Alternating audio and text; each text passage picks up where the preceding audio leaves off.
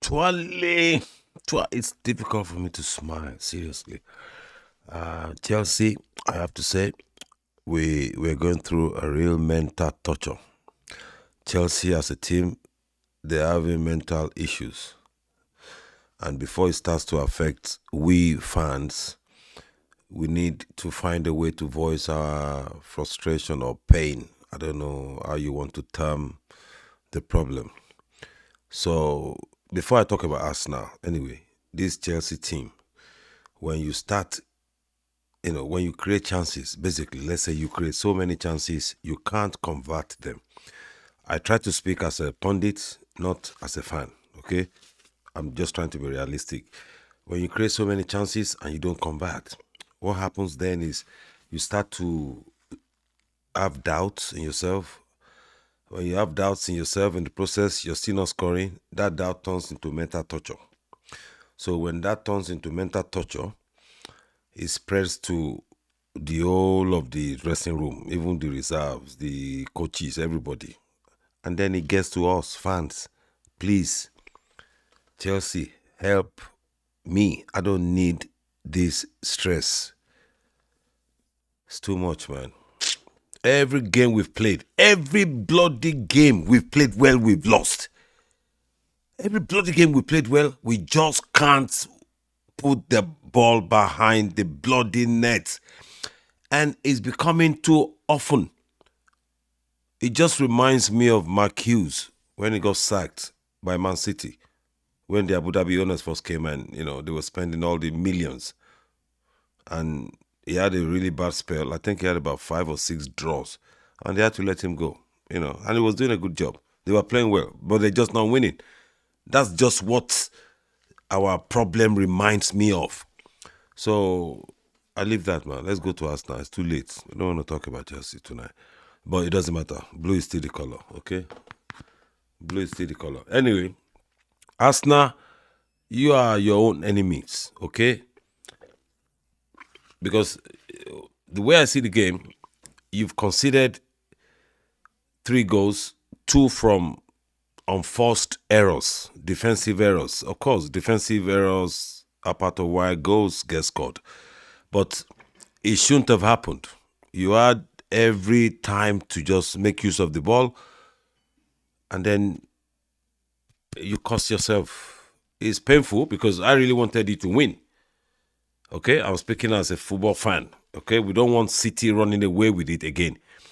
And I still believe you're good enough to come back. I believe you're still good enough. You have a game in hand and you still have the same mentality. But this is the third time. This is the first time you've blipped 3 times on the trot. Okay, you've been beating everybody. You've been winning. The first blip was against Manchester United. I said this in my earlier podcast. And your next game after that, boom, explosive again. And then 2 weeks ago, you lost to Everton.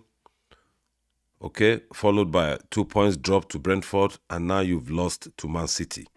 So how Arsenal recovers from here, we would have to wait and see. But I believe they will recover well. Okay, they have the mentality, they have the momentum, and I don't think that will go away that easily. So I believe they will recover well. It's good news for we fans. It's now created a 3-horse race. Officially, it's a 3-horse race now. Okay, how I wish Chelsea could just have like a good run of 8-9 wins and then make it the normal Premier League that we used to enjoy. 4 teams contesting for the title until the last minute. That's how it used to be until City came and it was City and Liverpool, City and Liverpool, Liverpool, City. That has to stop, please. Chelsea. Anyway, Liverpool seems to have woken up. Let's see how they build the momentum and how many games they win, going forward. Anyway, that's it tonight. I just thought I'd come, keep to my promise of the post-match talk. But it's not been good news for Arsenal that I really wish to win. As a fan, as a pundit, I've been honest, they actually kicked themselves in the bum. Okay? There are times you don't take some risk. You're 10 minutes away from a game you're chasing. You don't take risks inside your own box. You don't take risks inside it. This is why I love Mourinho. I keep saying this. It will take you off if you do any stupid stuff and you cost the team a goal or cost the team the game. You will not play the next couple of games. That's not just they could have like I don't know, man. Managers like Arteta, Pep Guardiola, Jurgen Klopp, they just don't have Plan B. It's the same way all the way, my way or the highway, and that's the price Arsenal paid tonight. They couldn't change their style of play when the pressure was mounting from City, when City kept ganging up against them in their own half, and they wanted to prove a point like a status or macho point that yeah, we will still play our game, yeah, and they were still passing in their own half, even in their own box. There was a particular ball Zinchenko lost, so I was just too upset, man. Anyway, comeback Arsenal is the same way you play to get to the top of the league, so I shouldn't be too judgmental. And I hope to see you back soon. And then City, kudos to you. You outsmarted Arsenal. It's a mental thing City did. They must be thinking, all right, let them keep doing it. So it's a kind of a mental game as well. And I think City won the mental game and then won the game.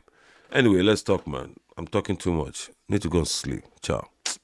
All right, Chelsea fans, nothing good, nothing to is anyway. I said I won't talk about Chelsea, didn't I? Good night. Hasta la vista, baby. It's too painful now. You can't blame me.